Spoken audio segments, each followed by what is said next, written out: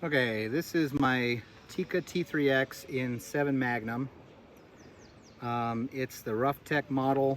I just had the first ND, or negligent discharge, that I've had in a really long time, and it was due to what I think is a mechanical failure.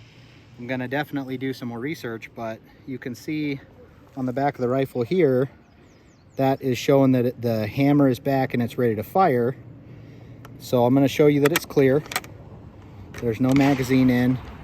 There's no bullet in the chamber. So I'm going to put it forward. Now it should be ready to fire.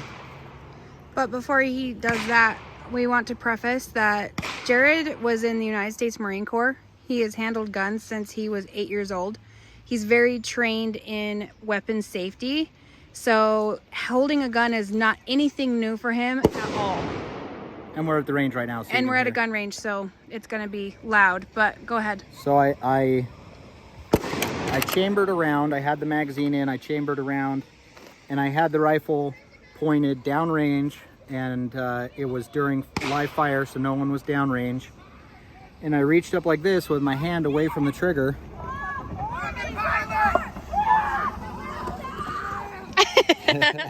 People are having fun as they're riding through the mountains.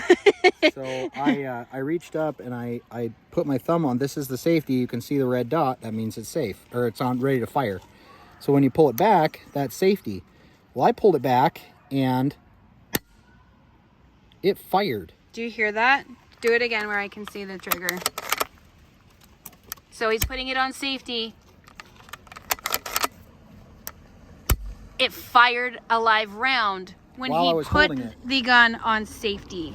So that's a big deal for me. I'm definitely going to be reaching out to the manufacturer and finding out what's wrong. Maybe I have a flawed rifle. I'm not sure, but that's a problem. That is a huge problem. We were lucky that Dad was getting ready to fire the big gun, and so I had put the kids towards the car. And I had it in a safe direction. He had it in a safe direction where it wasn't facing anyone or anything like that. And all of a sudden it went off, and I looked up like, was that you? Did that just fire? And he had this ghostly look on his face because the gun fired when it shouldn't. That's the kind of stuff that kills people.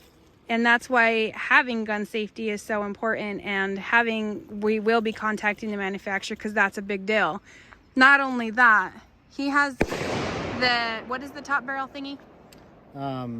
So this is the mounting bracket for a suppressor. And I'll go grab the suppressor.